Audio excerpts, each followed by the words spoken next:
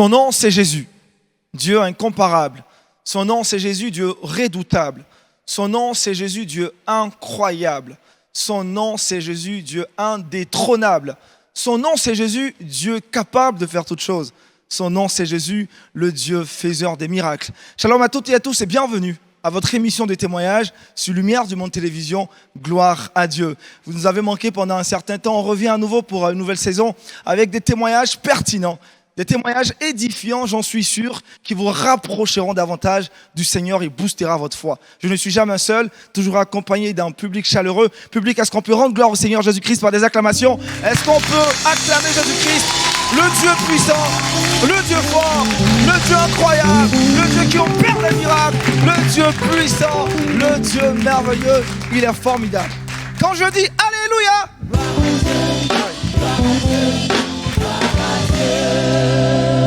de chez vous à la maison et même sur les réseaux sociaux, vous êtes nombreux à apprécier cette émission. Restez connectés, je rappelle, la saison sera formidable à nouveau. Alléluia! Gloire à Dieu, gloire à Dieu, gloire à Dieu.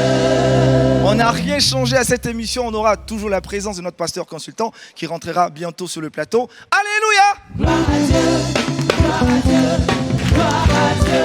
Oh, alléluia! Gloire à Dieu. Alléluia!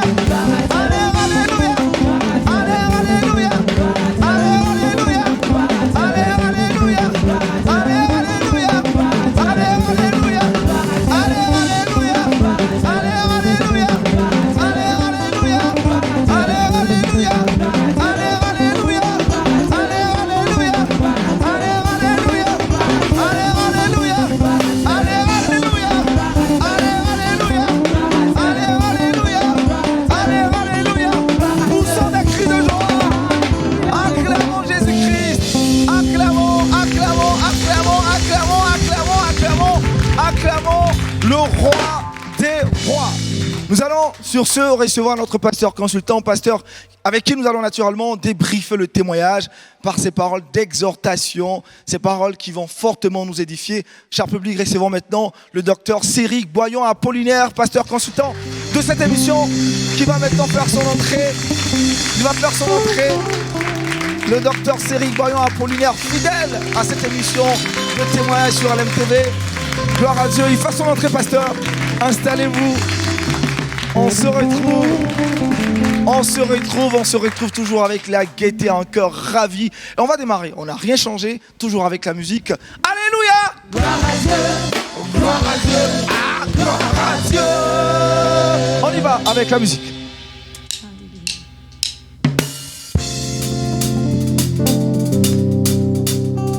Alléluia.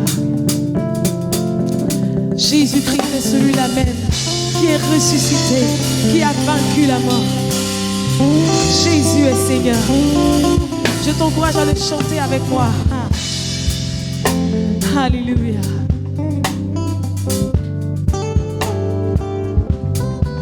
Jésus a triomphé de la mort.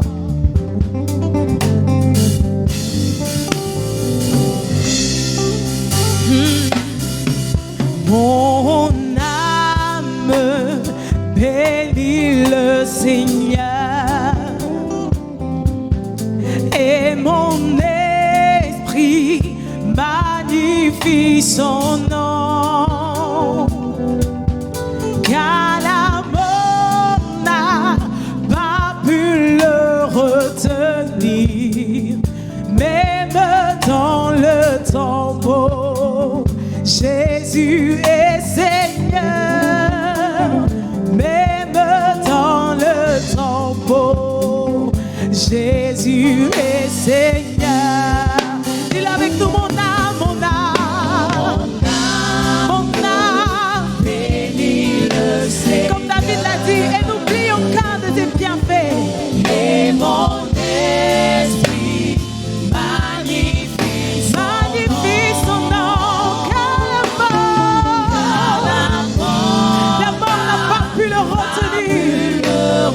Même dans le tombeau, Jésus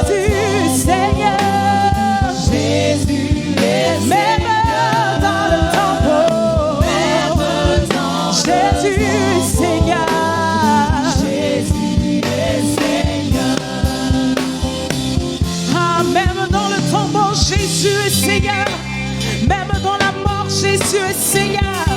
Même dans la maladie, Jésus est Seigneur. Et si tu es d'accord avec moi, je veux que tu acclames le roi des rois.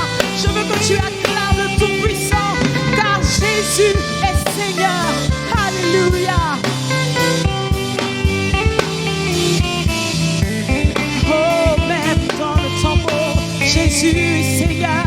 Jésus est Seigneur. Même dans le tombeau, Jésus est Seigneur. Jésus est Seigneur. Même dans la maladie, même dans Jésus guérit. Jésus est Seigneur. Même dans le tombeau, même dans le tombeau. Alléluia. Jésus est Seigneur. Même dans le tombeau. Acclamons Jésus-Christ. Acclamons le roi des rois. Même dans le tombeau, Jésus reste Seigneur, il demeure Seigneur. Pasteur Apollinaire, shalom. Shalom. Les saisons se succèdent, mais notre Seigneur reste fidèle à lui-même, le faiseur des miracles. Oui, il est le Dieu qui fait des miracles et justement c'est pour cela que nous sommes à cette émission pour parler des prodiges de notre Dieu. C'est un plaisir pour moi de te rencontrer. Justement, moi aussi. Dans la relance du nouveau programme de LMTV. Je voudrais saluer toute l'équipe qui nous accompagne. Je voudrais saluer tous ceux qui nous suivent, sans oublier le chaleureux public qui est là ce soir. Wow. Chaleureux public. Chaleureux public. On peut ne pas commencer cette émission, mais pasteur, le décor a changé. Très beau décor. Ah oui. On se croirait au ciel. Un décor céleste. Un très beau décor qui inspire d'ailleurs. D'accord, qui inspire et je pense que ça mérite des applaudissements.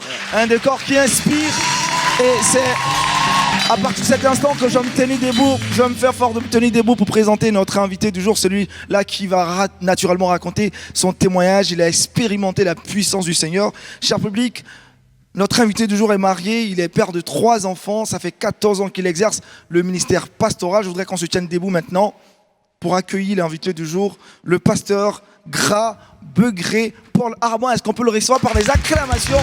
Notre invité du jour, le pasteur Begré, qui va faire son entrée et qui va s'installer. Le pasteur Begré va faire son entrée. Pasteur, installez-vous là. On est très heureux, asseyez-vous pasteur. Et la meilleure des façons pour nous d'accueillir le pasteur Begré, de lui dire on est content de le recevoir, c'est encore par notre cantique phare. Alléluia! Gloire à Dieu, gloire à Dieu, gloire à Dieu. Oh, alléluia! Gloire à Dieu, Alléluia! gloire à Dieu, Alléluia! gloire à Dieu, Alléluia! gloire à Dieu, Alléluia! gloire à Dieu, Alléluia! gloire à Dieu, Alléluia! gloire à Dieu, Alléluia! gloire à Dieu. Acclamons Jésus-Christ! Acclamons Jésus-Christ! On peut s'asseoir, cher public. Pasteur Begré, shalom. Shalom les Vous allez frères. bien? Par la grâce de notre Seigneur Jésus, tout va Vous allez bien. En tout cas, merci d'être sur le plateau de Gloire à Dieu. C'est avec vous qu'on démarre. On démarre cette nouvelle saison et on espère bien qu'à travers votre témoignage, beaucoup de personnes seront édifiées. Alors dites-nous, pourquoi êtes-vous là aujourd'hui? Quel est votre témoignage? Je suis là pour montrer à toute l'humanité ce que Dieu est capable de faire au-delà de ce qu'on pense. Amen. Et vous allez vous-même constater la réalité de la puissance de Dieu. On a hâte. Allez-y. Tout commence par quoi? Et particulièrement, je suis quelqu'un qui vient de la Côte d'Ivoire, de la région de Fresco à l'extrême sud de ce pays. Et je suis d'une famille religieuse qui réellement ne connaissait pas le vrai Dieu, le véritable Dieu, mais qui adorait selon les règles de la tradition et de beaucoup de choses. Donc, ils nous ont élevés sur cette voie. Et nous avons grandi. Nous sommes un peu allés à l'école. Bon, l'école n'a pas trop donné, mais nous avons abandonné à la suite du décès de mon père. Et compte tenu du fait que je devais gagner ma vie, un frère du village m'a conseillé de regagner Abidjan, qui était un cadre idéal pour l'accomplissement de certains projets qui me tenaient à cœur.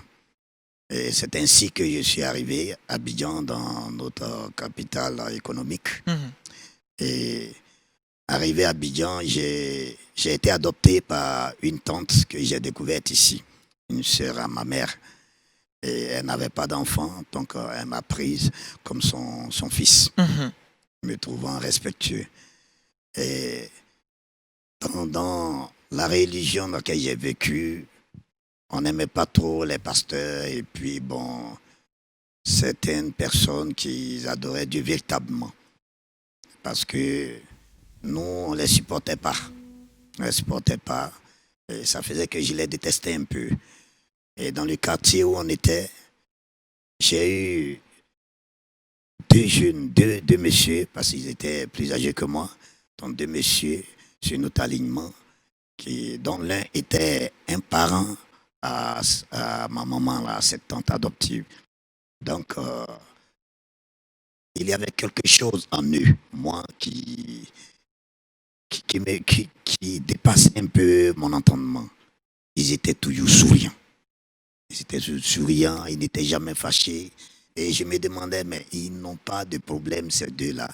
Ils n'ont jamais fait un jour, ils n'ont jamais eu un blocage quelque part.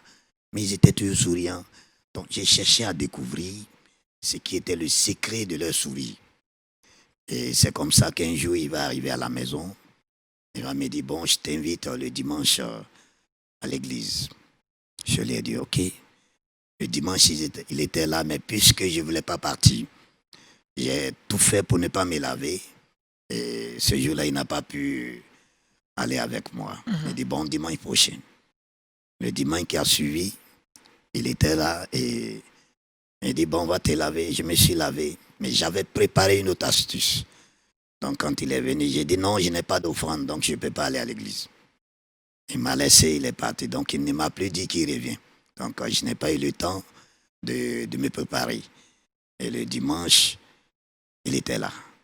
Il me dit, va te laver, je vais me laver, je reviens. Il me dit, tu n'as pas d'offrande? J'ai dit oui. Il dit, bon, tiens, voici l'offrande. J'ai pris son offrande. Donc, je suis obligé de l'accompagner dans son église. Et arrivé là-bas, l'église est là, il ne s'est pas occupé de moi. Paf, il est rentré. J'ai pensé qu'il allait me donner la place. Bon, allez, entre, assieds-toi ici. Il est rentré, lui, il est en train de prier son Dieu. Et j'étais à la porte. Une voix me dit, rentre. L'autre voix me dit, non, sors. Mais la voix qui me dit de sortir, elle est plus forte que celle qui me dit rentre. Elle est forte et l'autre voix est douce. Donc, j'ai dit, je ne veux pas rentrer, mais il va aller faire rapport à ma tante. Donc, je suis obligé d'entrer. Et c'est ainsi que je suis entré. Je m'attendais à ce qu'on me regarde pour voir comment est-ce que je suis habillé, si mes cheveux sont bien peignés. Mais ça n'a pas été le cas. Les gens ne s'occupaient pas des autres. Et ils adoraient les dieux. Ils priaient, ils adoraient. Et j'ai remarqué que la plupart avaient les yeux fermés. J'ai dit, ok, je vais faire comme eux. Donc j'ai fermé les yeux et j'ai commencé à prier selon les sujets que donnait le dirigeant. Et pour la première fois depuis que je suis né, j'ai commencé à sentir une présence agréable. J'étais entré dans l'église rempli de soucis, mais un coup, mes soucis se sont évaporés. Et j'ai été inondé d'une joie. Donc j'ai dit, donc c'est à cause de ça, les deux, là, ils étaient à tout moment souriants. Je viens de découvrir maintenant le secret. Et après le culte, le pasteur m'a approché et il a causé avec moi. La manière dont il m'a pris m'a tellement touché et il m'a donné l'envie d'aller à l'église. J'ai dit, je vais donner ma vie à Jésus. Et je vais essayer de marcher selon sa parole. Je vais lutter pour respecter sa parole. Et à partir de ce jour, j'ai commencé à aller à l'église. J'ai commencé à fréquenter l'assemblée et j'essayais, dans les enseignements qu'on nous donnait, de suivre la parole de Dieu pour être agréable. Mon souci, c'était comment faire pour être agréable à Dieu. Donc, j'ai fréquenté l'église, mais il y avait quelque chose. Et en ce moment, c'était dans les années 1996. Et il y avait quelque chose, ça dit, je ne faisais rien. J'avais besoin d'un emploi. Ma tante, bon, c'était pas trop ça. Donc, j'avais besoin d'un emploi pour pouvoir l'aider aussi. Et c'est ainsi qu'il me fallait ma carte d'identité. Donc, bon, je vais essayer de chercher un emploi là où il y a l'argent.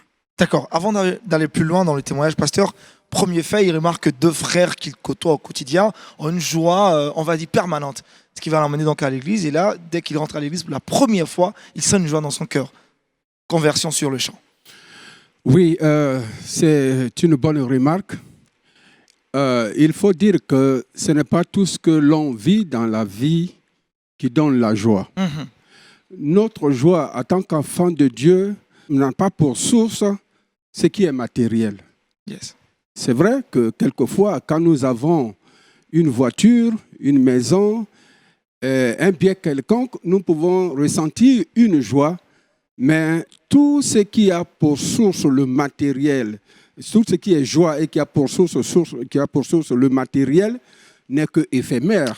Parce que d'un jour à l'autre, eh bien, la voiture peut avoir des problèmes.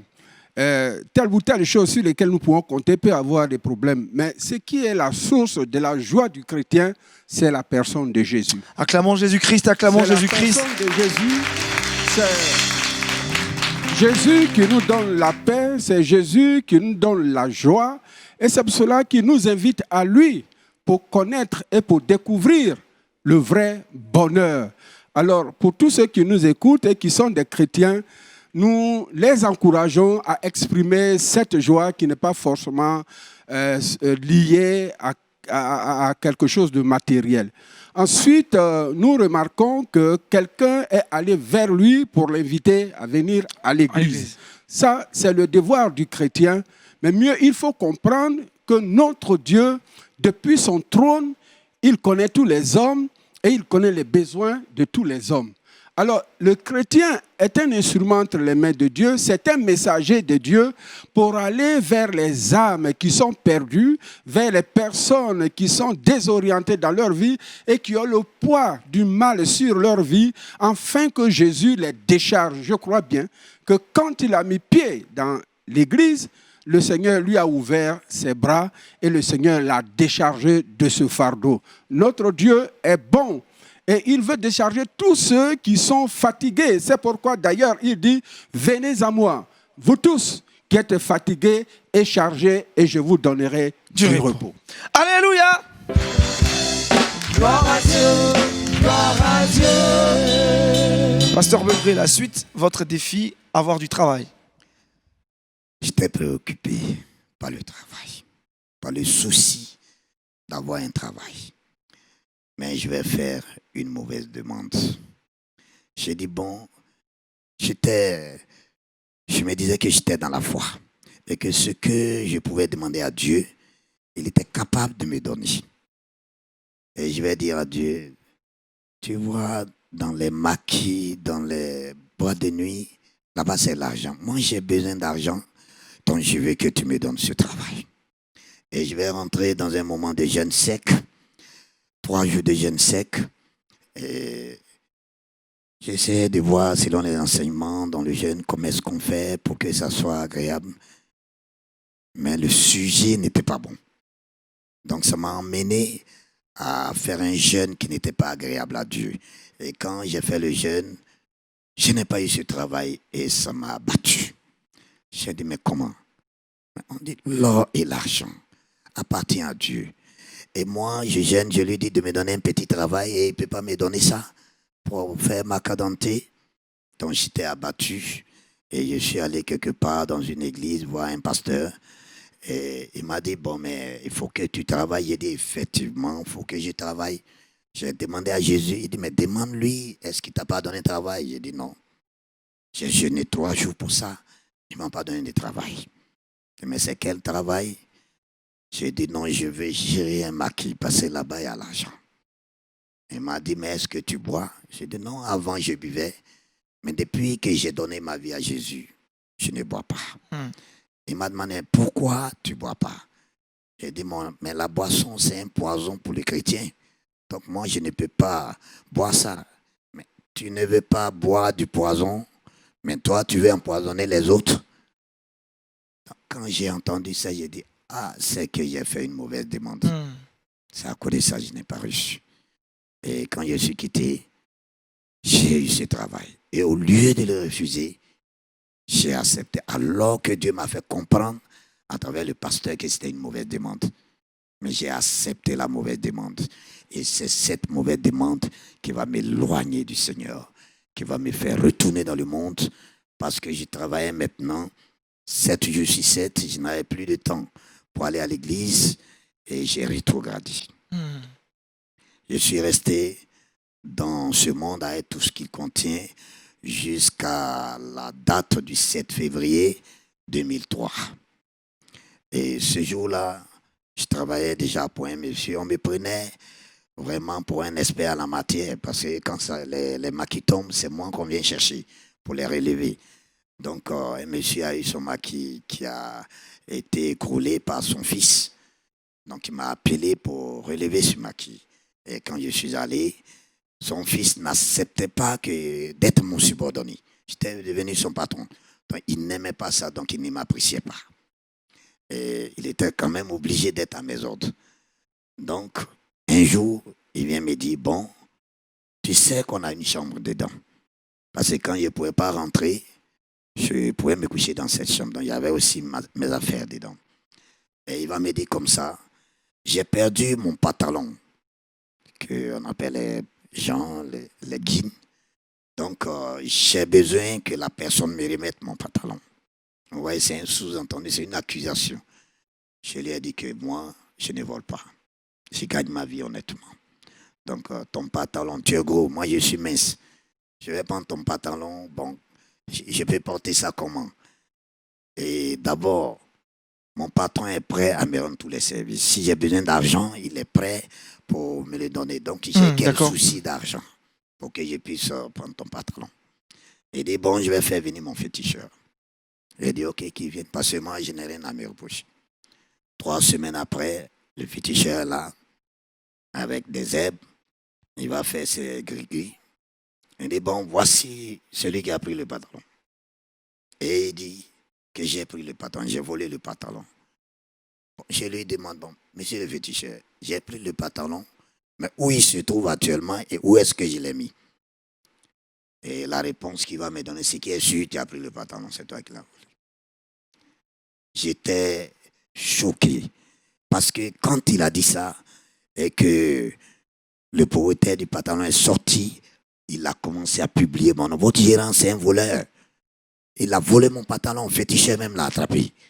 Donc ils ont commencé à publier mon nom, ils ont commencé à salir mon nom, et moralement, ça m'a battu, ça m'a brisé, ça m'a démoralisé. Et je suis retourné derrière le comptoir, étant dans cet état-là, abattu, anéanti. Et il y a une force qui va descendre dans mon corps. Mais je sentais que cette force n'était pas bonne et qu'il ne fallait pas que ça descende en moi. Mais je ne pouvais pas retenir ça. Et ça a commencé à descendre en moi. Et quand c'est descendu en moi, j'ai eu un frisson. Et je me suis levé, je suis sorti. J'ai commencé à marcher dans la rue. Et mes yeux vont s'ouvrir. Je vais commencer à voir des choses dans le surnaturel. Je vais voir 6 personnes qui m'entourent. Les bras sont bel et bien visibles et le milieu est transparent. C'est-à-dire tu regardes et tu vois dehors, tu vois de l'autre côté. Mais les bras, ils n'étaient pas transparents. Et les 6 personnes m'entouraient, ils faisaient tout pour se saisir de moi. Mais quand ils me touchent, je ne sens rien. Et j'ai voulu, dans l'état où j'étais anéanti, je ne pouvais pas trop lutter. J'ai voulu demander de l'aide aux passants, mais j'ai remarqué que eux ne voyaient pas ce que moi je voyais. Donc ils allaient me prendre pour un fou. Donc j'étais obligé de me taire. Et étant fatigué, j'ai emprunté un taxi et je suis descendu dans mon quartier. Et je ne savais pas que notre maison familiale était le centre d'opération du monde spirituel depuis le village. Ça, je ne le savais pas. Donc, j'ai été attiré là pour que le plan de destruction qui a été prévu soit accompli. Et moi, ne le savant pas, je suis allé et je suis tombé dans le piège. J'aurais dû ne jamais aller dans cette maison.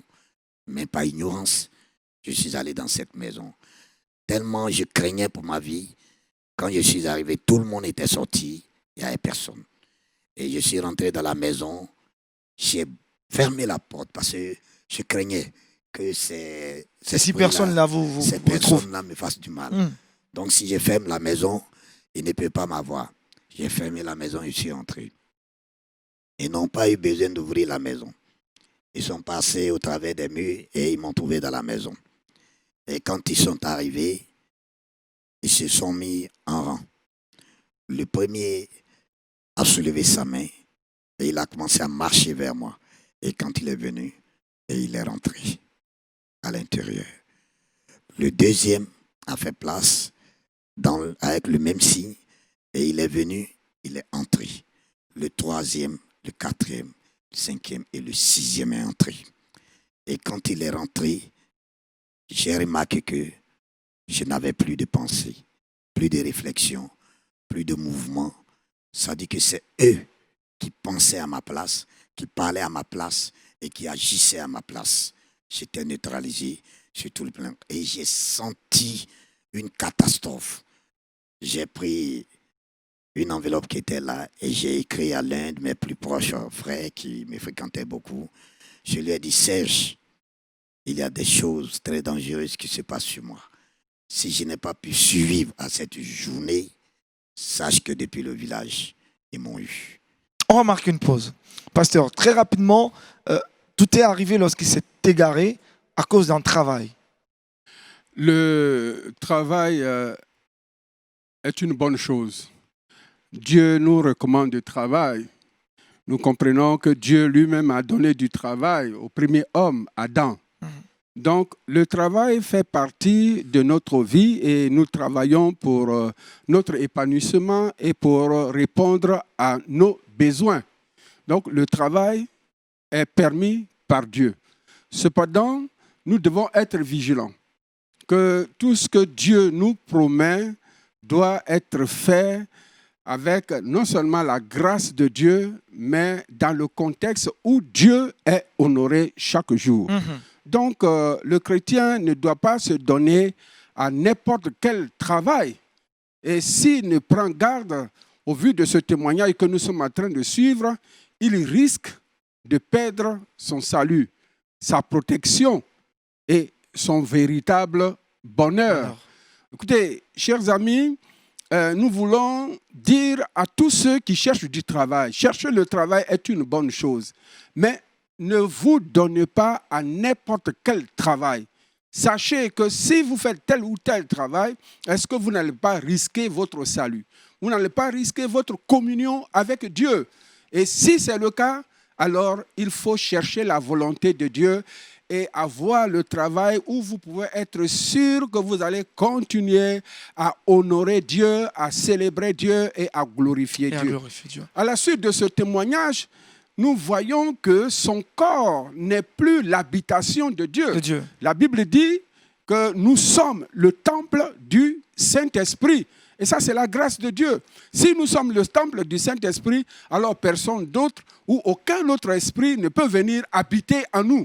Mais puisqu'il a perdu la connexion avec Dieu, il ne priait plus, il ne lisait plus la parole de Dieu, il n'a plus cette communion avec le Seigneur. Donc, le corps que Dieu a sanctifié, eh bien, par son comportement, eh bien, a éloigné l'Esprit de Dieu et le corps étant devenu vide est devenu une propriété de n'importe qui, en l'occurrence des mauvais esprits. Et les mauvais esprits sont venus l'habiter. Oui, chers frères, chères sœurs, la spiritualité est une réalité de tous les temps.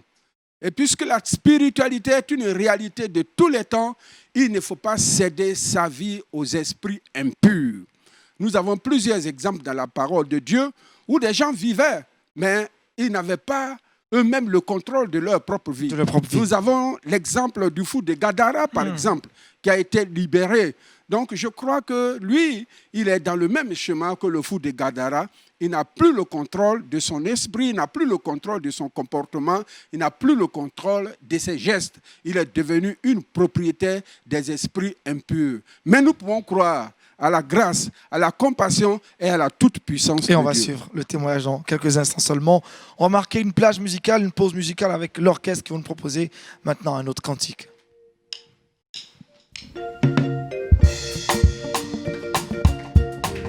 Alléluia. Bénissons le nom du Tout-Puissant.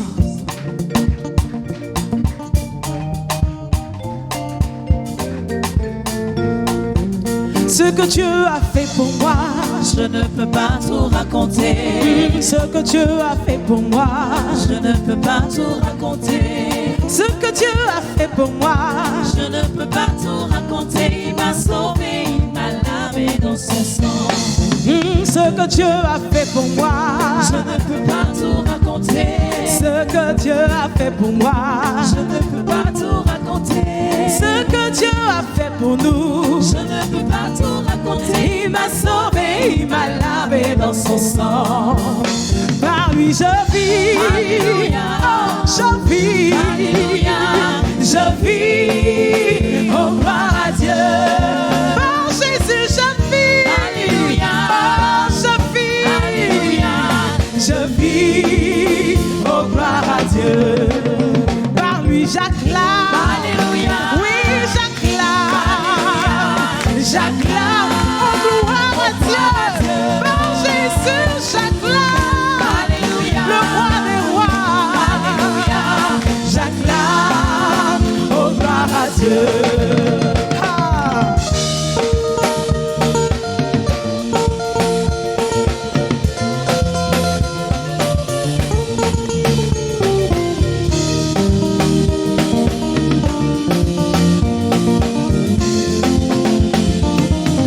Oh, par lui je chante. Alléluia. Oui, je chante. Alléluia. Je chante, oh gloire à Dieu. Par Jésus je chante. Alléluia. Oui, je chante. Alléluia. Je chante, oh gloire à Dieu. Par Jésus nous avons la vie. Alléluia. Nous avons la vie. Alléluia. Nous avons la santé. Alléluia. Dieu. Par Jésus je vis. Alléluia. Je vis. Alléluia. Je vis, oh gloire à Dieu. Je vis, oh gloire à Dieu. Alléluia.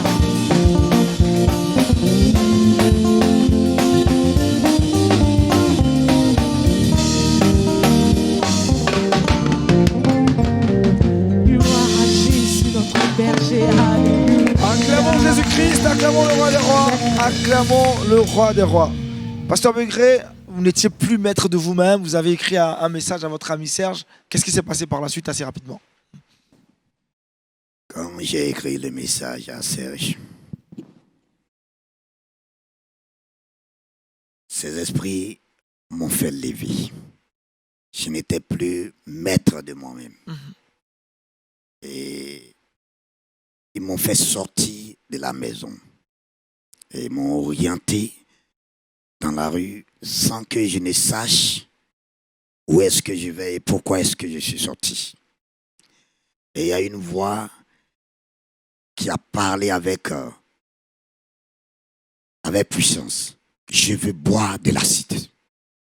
Vous l'avez entendu au fond de vous-même. Cette voix est sortie de ma Sortie bouche. de votre bouche. C'est-à-dire que ce qui était dedans parlait. Ma bouche remuait, mais ce n'est pas moi qui parlais. Donc, la bouche a remué. Ils ont parlé et les paroles sont sorties. Je veux boire de l'acide. Et automatiquement, j'ai commencé à parcourir les boutiques en train de chercher l'acide. J'ai trouvé des quincailleries où il y avait de différentes sortes d'acide, mais ce n'était pas la qualité que ceux-là cherchaient. Ici, connaissaient alors que c'est un produit que moi, j'ignorais totalement, j'entends, mais je ne sais même pas ce que c'est. Et arrivé à une boutique à quincaillerie à 100% acide, ma main s'est tendue sur une qualité. Et le monsieur qui vendait m'a dit, ah, jeune homme, dis-moi ce que tu veux faire parce que cette qualité est très dangereuse. Donc je vais te montrer comment est-ce que tu vas diluer. Je lui ai dit, tu vends ou tu ne vends pas? Il dit, ah pardon, je voulais t'aider.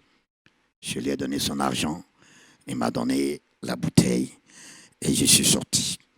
Quand je suis sorti, il y a un coin de cette banlieue qu'on appelle Aimé Césaire. Sous les hautes tensions, c'était de la broussaille, c'était de la brousse. Donc les gens avaient peur. Ils disent qu'on agressait des gens là-bas.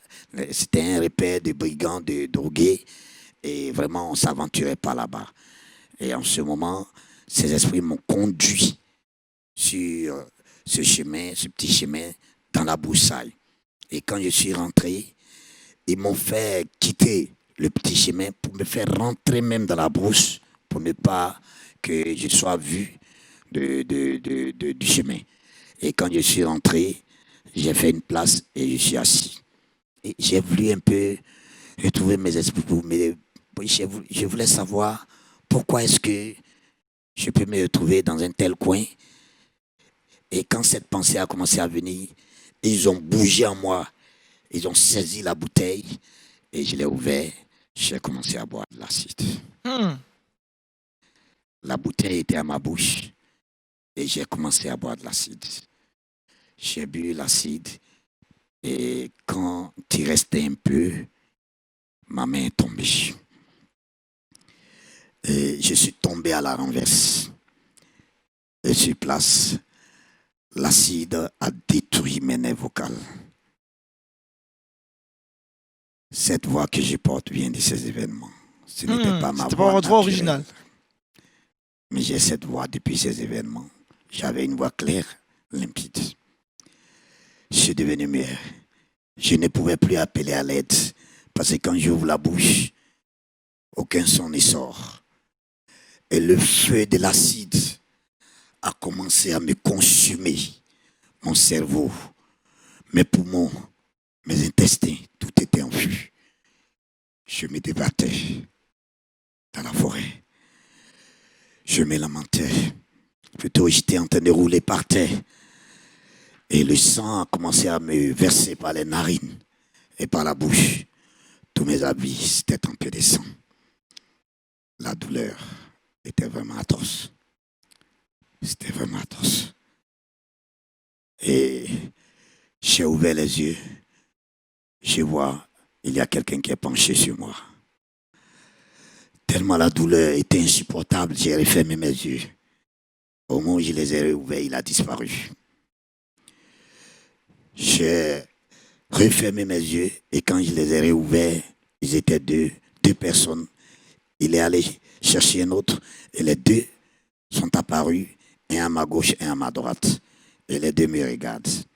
Et ils m'ont soulevé, ils m'ont ramené à la ville, ils m'ont fait coucher devant une église. Et il y a eu une foule qui est venue tout autour de moi. Et les gens ont commencé à pleurer. Ils ont commencé à pleurer, ils ont commencé à se lamenter. Le sang continuait toujours de verser par les narines et par la bouche. Et un jeune va venir. J'entends une voix, laissez-moi passer. Et il va rentrer. Et j'avais commencé à partir, donc je voyais flou. Mais quand il est venu, il m'a demandé, est-ce que tu me vois? Quand il a parlé, mes yeux sont normalisés et je l'ai vu. J'ai vu que c'était un jeune de mon âge. Et après, j'ai commencé à revoir flou. Et comme ça, il a dit, est-ce que tu m'entends? Puisque j'étais muet, j'ai répondu positivement en balançant la tête que je l'entendais. Il dit, écoute bien, voici les paroles de ta vie. Taisez-vous, je vais prier pour lui. Et quand il a fini de prier, la seule chose que j'ai remarqué, bizarrement, il avait une très grosse Bible. La Bible était trop grosse pour un jeune comme ça. Donc c'est la remarque que j'ai faite. Et quand il a fini de prier, il dit, voici les paroles de ta vie. Et il s'est adressé à l'assemblée qui était là. Il dit que ce jeune homme que vous voyez, il ne va pas mourir, il sera un témoignage vivant et Dieu va l'utiliser. Amen.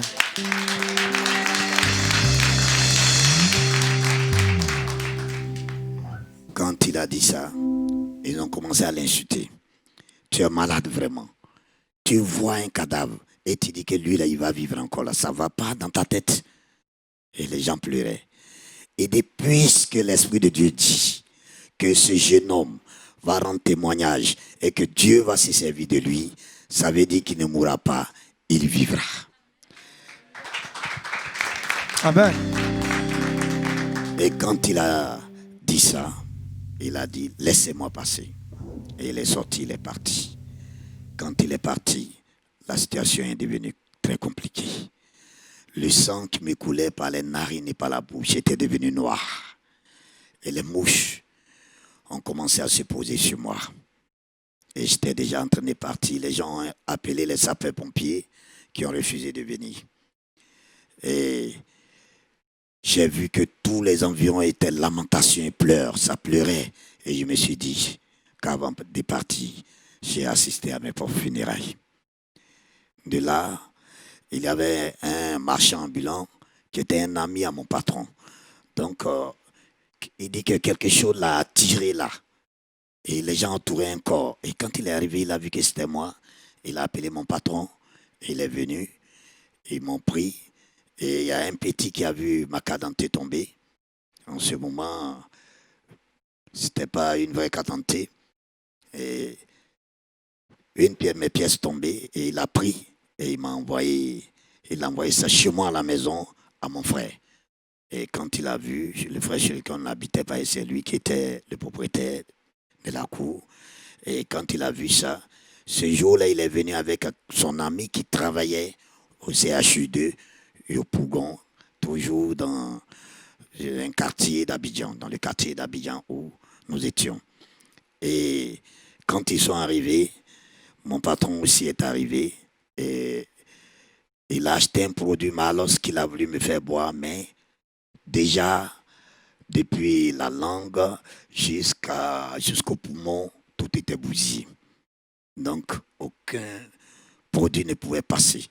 Donc, ça n'a pas pu. On me mettait ça dans la bouche, mais la bouche a rejeté ça. Et c'est ça, on m'a pris, on m'a mis dans un taxi et on m'a transporté en réanimation en salle 6. Et arrivé en réanimation, c'est là que le Seigneur a déposé mon corps et il a pris mon esprit et je suis parti. Vous êtes mort. Quitter le monde des vivants. Arrivé là-bas, au moment où les gens s'affairaient, là sur un simple corps, par des massailles cardiaques, je n'étais plus là. Ce n'était pas, c'était la boue que les gens étaient en train de remuer, mais moi-même je n'étais même pas là. J'étais déjà parti. Et arrivé, je me retrouvais sur une plateforme. Et la terre était rouge. Et je pouvais situer ce temps entre midi et 15 heures, où il fait vraiment chaud en Afrique. Et j'étais arrêté, il faisait chaud. Et tout à coup, je vais voir apparaître à une certaine distance une ville. Mais tellement la ville était belle, j'ai dit, mais dis donc, c'est beau. Et je regardais la terre là-bas, mais il n'y avait pas de terre, c'était une pelouse. Et je me demandais, est-ce que c'est du gazon qui a été bien taillé ou bien c'est un tapis? Donc je regardais la pelouse.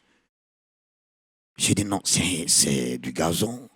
Tantôt, l'autre qui a dit non, ça doit être un tapis. Et j'ai remarqué des ampoules jaunes, or, et qui brillaient et qui étaient fixées dans ce gazon ou bien dans ce tapis-là. Et j'ai remarqué des fleurs, et au milieu de ces fleurs, il y avait les mêmes ampoules jaunes, or, et qui brillaient. Mais ce qui m'a émerveillé, c'est que dans les airs, il y avait des ampoules qui n'étaient pas tenues par des poteaux et par des fils. Et c'est suspendu dans les airs et ça brillait. Et je voyais des ombres qui bougeaient. J'ai dit, ah, donc il y a des gens qui vivent là-bas. La ville, elle est vraiment belle. Il faut que moi, j'aille dans cette ville. C'est là que j'ai remarqué que je ne suis pas seul. Il y a une voix qui me parle à l'arrière que c'est impossible. Donc, je vais me tourner pour voir qui me dit c'est impossible. Et quand j'ai voulu tourner, ma tête est bloquée. Je ne peux pas me tourner. J'ai dit, bon, je vais me tourner par ici. Ma tête est bloquée. Je ne peux pas aussi me tourner par ici. C'est-à-dire, je ne peux pas le voir. Et il est derrière et lui, il parle. Mais la voix, elle est douce, mais elle est ferme et dure. Et la voix me dit, là où tu es et la ville que tu vois, on ne peut pas passer de là où tu es à la ville que tu vois. C'est impossible. Mais je ne comprenais pas, mais c'est très facile. Et la voix me demande, tu fais comment pour y aller? Mais c'est simple. Je cours et puis je saute et puis tombe dans la ville. Puis j'entre dedans. La voix me dit, vas-y. C'est là que je remarque un caniveau. Entre la ville et là où j'étais, quelque part au milieu là, je remarque qu'il y a un caniveau qui sépare. Et j'ai commencé à courir. J'ai pris mon élan. J'ai commencé à courir. Alors que la distance n'était pas loin. Même pour arriver jusqu'au premier bout du caniveau, j'ai couru jusqu'à et j'étais fatigué. J'étais essoufflé. Comme si la distance était à des kilomètres. Et il y a un phénomène qui va se passer. L'autre, au moment où je cours pour venir, l'autre bout du caniveau s'élargit. Ça s'élargit. Et au moment où ça s'élargit, la ville fuit. Et ça s'en va. Et je cours pour rattraper cette ville. Et elle fuit. Et quand je suis arrivé à côté du caniveau, la ville a fui. Elle est partie. Elle est devenue comme une petite lumière d'une luciole. Et elle était très loin. Et tout ce que je voyais là, ce n'était pas un caniveau. C'était un bas-fond. Tout était noir. Et il y avait des braises dedans. Et il y avait la fumée qui sortait dedans. Et j'ai eu peur, j'ai eu des vertiges. J'ai reculé. Et mes pieds ont commencé à trembler.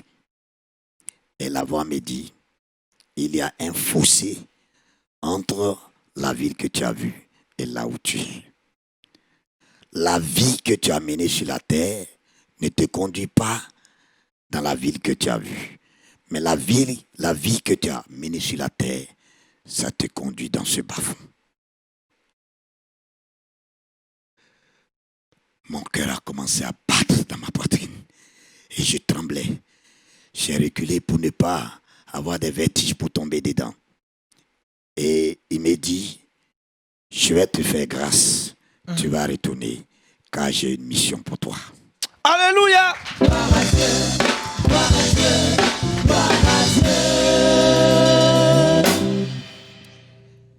Quand il m'a dit ça, j'ouvre les yeux. Je suis au CHU, à l'hôpital.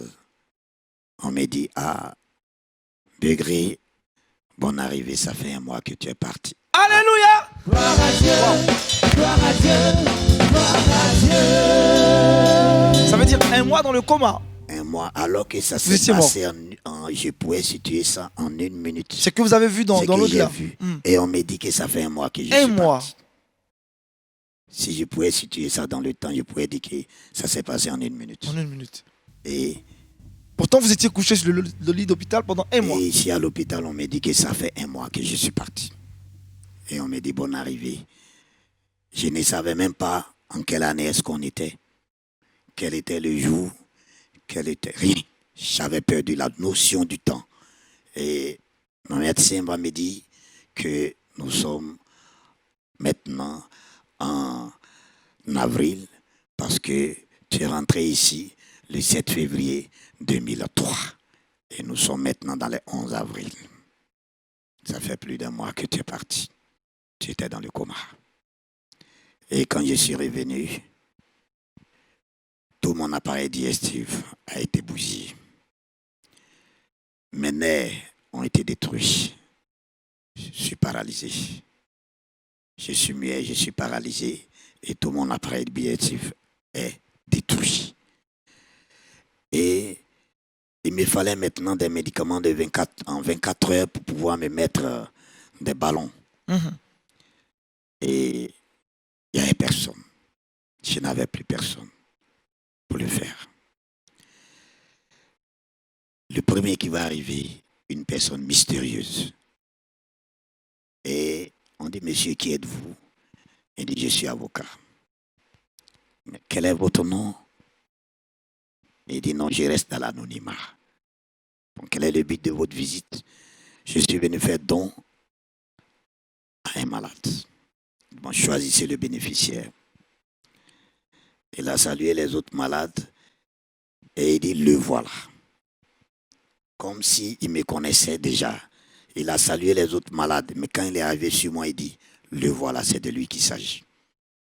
Et ils ont pris, on m'a soigné avec. Et bizarrement, c'était comme s'il avait pris mon ordonnance pour aller acheter, parce que c'est ce qu'il me fallait qu'il a envoyé. Alléluia. Gloire à Dieu, gloire à Dieu, gloire à Dieu. Alors, dites-nous assez rapidement, on n'a plus assez de temps. Allez-y. Et quand il est parti, ils se sont succédés. Quand ça finissait, d'une manière mystérieuse, ils viennent, ils disent, on reste dans l'anonymat. Ils n'ont jamais donné leur Ils nom. n'ont jamais donné leur nom. Et c'est comme ça qu'on m'a soigné avec. Et quelque chose va se passer. Après avoir souffert du feu de l'acide, je vais souffrir du froid. C'est comme si on m'a mis des glaçons dans le corps. Et j'étais frigorifié. Et je disais, je faisais des signes à mes médecins que le froid est trop pour moi, je n'arrive pas à supporter. Et ils disent qu'on ne peut rien faire pour toi. Tu es obligé de supporter. Et j'avais faim. Ils disent, mais c'est tout ce qu'on fait pour toi là qui est là. On ne peut pas faire quelque chose d'autre. Et après cela, il y a un cadre de chez nous qui a commencé à réagir. Monsieur Pascal, il a commencé à réagir. Et lui aussi, il a eu des problèmes. Sa main est tombée malade. Sa fille est tombée malade. Donc, il ne peut plus faire face à mon problème. Et mon patron a réagi encore. Et il a commencé aussi à s'en occuper. Sa main a été alourdie. Il ne pouvait plus continuer. Et c'est comme ça que je suis resté en réanimation. Mais le diable n'avait pas encore dit son dernier mot. Il va frapper la réanimation. Et tous les malades qui sont couchés tous de moi vont mourir. Et comme c'est moi qui étais dans une situation vraiment très, très, très désespérée, quand la mort a commencé à frapper, c'est moi ils sont venus voir d'abord. Ah, Begré, tu es là. Et ils sont allés dire, ah, Begré est là. Et tous les malades, on dit, et les autres, on dit, tout le monde est mort. On dit, bon, qu'on doit le mettre dans l'ambulance pour l'envoyer dans un autre quartier pour pouvoir faire des examens. Et la mort, on était 3 malades. On nous a pris pour nous mettre dans l'ambulance. La mort va frapper l'ambulance. Et les 2 autres malades vont mourir. Et c'est moi seul qui revient vivant. Alléluia. Gloire à Dieu, gloire à Dieu, gloire à Dieu. Et quand on m'a ramené, il fallait maintenant m'opérer, me faire un passage ici, y mettre un tuyau qui sera relié au gros intestin pour qu'on m'alimente par des seringues. Vraiment, c'est compliqué, alors que tout est gâté dedans. Donc, on ne peut pas faire cette opération. Donc, mon patron a acheté le matériel, il l'a envoyé et le matériel a été oublié. Ça est là parce que Jésus-Christ n'avait pas décidé ça. Si on m'opère, je meurs. Si on m'ouvre là, je meurs. Donc, on ne doit pas faire d'opération. Et c'est comme ça, on dit, bon, les gens attendent là-bas qu'on l'opère en chirurgie digestive. Donc, on m'a transféré en chirurgie digestive dans le bâtiment, plutôt dans la salle 57 de la chirurgie digestive, sur le lit numéro 4. Et c'est là que j'étais couché. Mais si vous me voyez, il y a quelque chose que mon assistant social a regretté. C'est la photo qu'elle n'a pas pu tirer. C'est la seule chose qu'elle a regretté.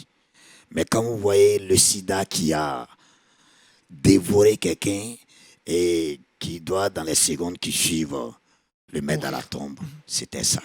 Je n'avais pas de chair sur moi, c'était la peau qui recouvrait le squelette. Et le squelette était couché là. Et c'est pourquoi les autres malades, les autres parents des malades, quand ils rentraient, ils pensent que j'ai le sida. Même le sida ne se transmet pas comme ça, mais chez eux, s'ils me saluent, ils saluent ce squelette, ils allaient avoir le sida. Donc, on ne me salue pas, on me contourne. Même des gens partaient prier et ils me contournaient. Ils avaient peur de ce squelette-là. Mhm. Donc mon médecin a vu que ça me faisait souffrir. Donc il est venu leur dire non, lui c'est pas sida, c'est pas ici les malades du sida. Mais il vit là. Son affaire là, si c'est pas affaire de Dieu, actuellement il peut pas être là. Là c'est de l'acide qu'il a mis là. Et il y a quelqu'un d'autre qui avait bu l'acide. Lui n'a bu qu'un demi-verre. Et c'est devant moi qu'il est mort. Wow. C'est devant moi qu'il est Oh, mort. vous avez bu plus d'un litre. Alors que moi, j'ai bu toute une bouteille. Toute une bouteille. Et que j'étais encore là avec mes intestins bousillés. Arrivé là-bas, je dois manger. Et moi-même, j'ai passé 2 mois en chirurgie digestive sans savoir comment est-ce que je suis resté en vie sans manger et sans boire. Miraculeux. Alléluia. Gloire à Dieu, gloire à Dieu, gloire à Dieu. On m'avait déjà enlevé les perfusions, bien toutes ces choses. Parce que même si on donne des ordonnances, il n'y avait personne pour les acheter. Et d'abord, je ne peux pas manger aussi. Donc, j'ai fait comment? Donc, je suis couché là, j'ai faim, j'ai soif et je ne mange pas. Et les médecins me préparaient, ils me disaient, bon, c'est un coin où tout le monde va partir. Donc, Bégré, il faut te préparer. Il ne faut pas avoir peur. Nous-mêmes, on est médecins, on soigne, mais on meurt. Donc, ça va arriver un jour pour tout le monde. Donc, ils me préparent à partir. Et je me suis dit comme ça dans mon cœur, j'ai dit, mais moi, j'étais déjà parti. Et puis, Dieu, là, il a mis sa main là pour me ramener. Comment je vais repartir encore? C'est que je ne suis pas sûr que je vais mourir. Alors, très rapidement, en 1 minute, comment ça s'est terminé finalement? Et quand ça s'est passé, réellement, ils ont dit qu'ils devaient m'opérer. Et comme ils n'ont pas pu m'opérer, il fallait maintenant que je guérisse pour pouvoir sortir de cet hôpital-là. Mais imaginez-vous la facture. La facture de la réanimation et la facture qui est ici. Il n'y a personne pour la payer. Les assistants sociaux ont intervenu et les gens ont refusé. Donc, il va y avoir des hommes de Dieu, des chrétiens qui vont aller prier pour les malades. Et ils viennent, ils prient. Et il y a un qui a dit que tu es un homme de Dieu qui est couché ici. Tu vas prêcher et tu vas parler de la part du Seigneur. Moi, je suis timide, j'ai honte, je ne peux pas parler devant une foule. Je ne connais pas vraiment dans la Bible. Donc, comment est-ce que je peux devenir un homme de Dieu? Et étant muet, paralysé, comment est-ce que je peux devenir un homme de Dieu? Je ne croyais pas.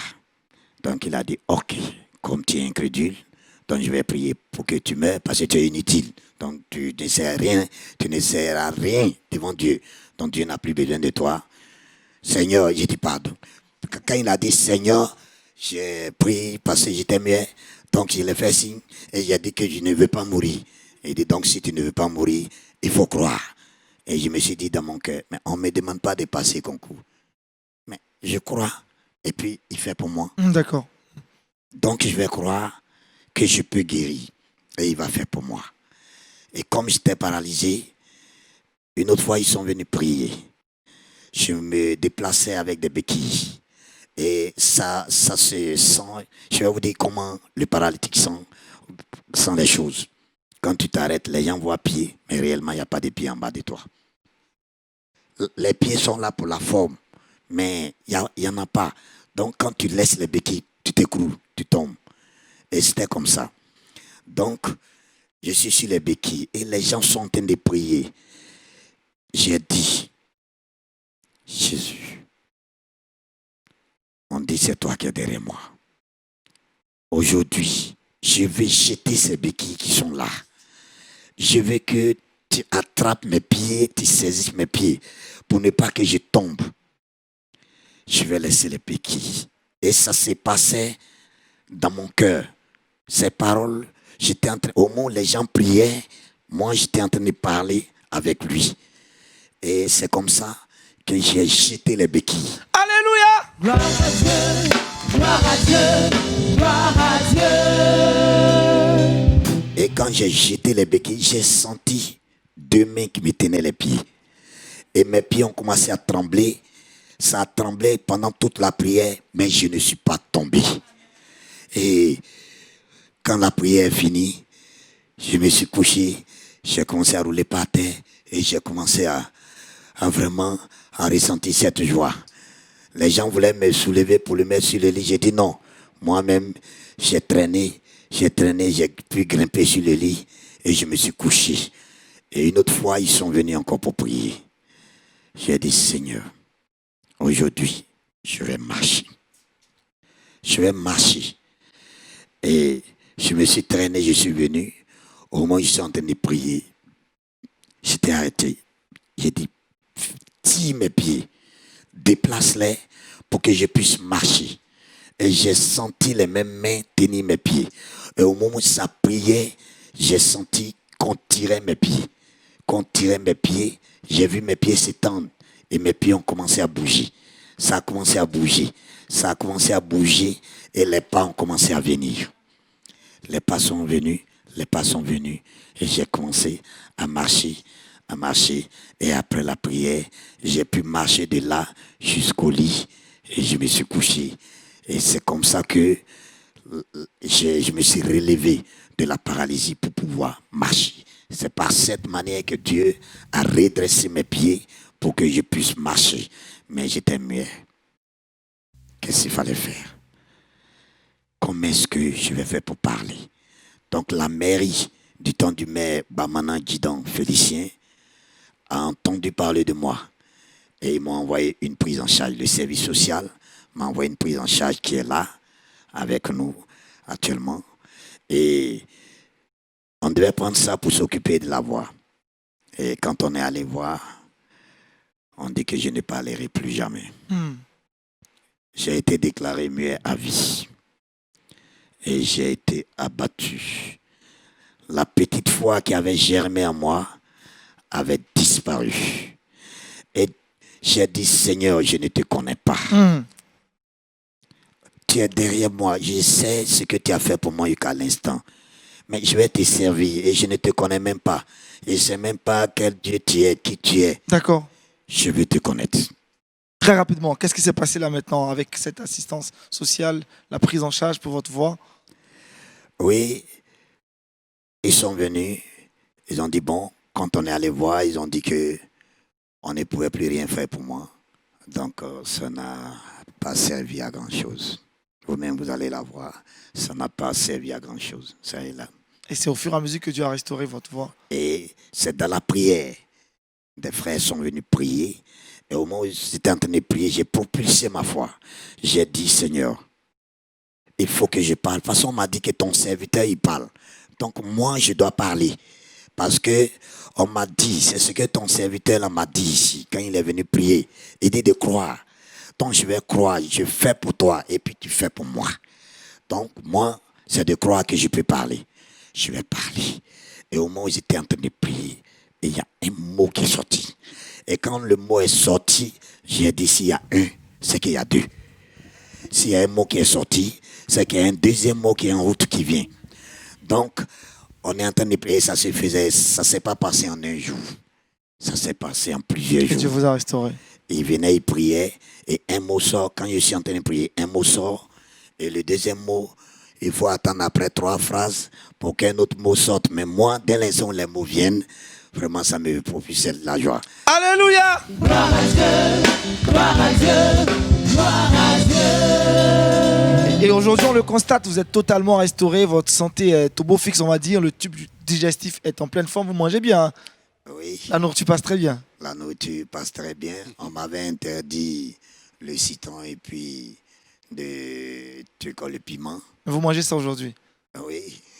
Si le citron est là, je peux essayer devant vous. Alléluia! Gloire à Dieu, gloire à Dieu, gloire à Dieu. On va s'arrêter là aujourd'hui, on a vraiment excédé sur le temps. Pasteur, très rapidement, que faut-il retenir de ce témoignage? Il faut dire que, j'ai envie de dire comme ça, que nous avons en face de nous quelqu'un qui a été envoûté pour être détruit. Et ça me fait penser à ce que le Seigneur dit, que le diable est venu pour voler et pour détruire. Et à ce niveau, nous devons comprendre que les activités du diable sont contre nous. En tant qu'homme, en tant qu'enfant de Dieu, nous ne devons pas jouer avec le diable. Même pas en tant qu'enfant de Dieu, mais tous les hommes qui sont créés à l'image de Dieu doivent se méfier des contacts et des relations avec le diable. Et c'est le temps de dire ici, de nous méfier de ce qui est sorcellerie, de tout ce qui est consultation ténébreuse et diabolique, toutes ces choses. Éloignons-nous des œuvres du diable parce que le diable est venu pour voler et pour détruire. Mais Jésus, qui est le bon berger, il est venu pour que nous ayons la vie et que nous ayons cette vie en abondance. Amen. Dans son témoignage, il a vécu la parabole de Jésus, que Jésus a donnée entre Lazare et le riche. Le riche est mort et le riche vivait une situation, un temps difficile et dangereux. Et il a prié Lazare de venir pour dire, du moins que quelqu'un ressuscite, pour venir dire à ses frères, pour qu'ils n'aillent pas dans ce lieu, qui est en réalité l'enfer. Et si quelqu'un ne croit pas en Jésus-Christ, sa fin, ce sera d'être en enfer. Et c'est pourquoi l'évangile est annoncé. Et nous voulons dire à tous ceux qui suivent cette émission que l'enfer n'est pas un lieu de gaieté et de tranquillité, c'est un lieu de souffrance éternelle. Mais pour éviter ce lieu, il faut accepter Jésus-Christ comme son Seigneur et comme son Sauveur. Ensuite, je voulais dire que cette ville, c'est ce que le Seigneur nous a promis. Je vais vous préparer une place. Quand je l'aurai préparée, je reviendrai et je vous prendrai avec moi. Pour dire que nous qui sommes chrétiens, nous ne sommes pas chrétiens juste pour quelques bonheurs ici-bas, avoir telle chose ou telle autre chose. C'est bien d'avoir de l'argent, c'est bien de se marier, c'est bien de trouver du travail, mais ce n'est pas notre finalité. Notre finalité, c'est d'aller au ciel. Et chaque chrétien qui vit chaque jour doit comprendre que sa vie, c'est pour aller au ciel, parce que si tu manques le ciel, tu auras tout perdu. En effet, Dieu a fait grâce à notre frère, à notre ami, pour vivre la réalité de ce que le Seigneur a fait pour lui.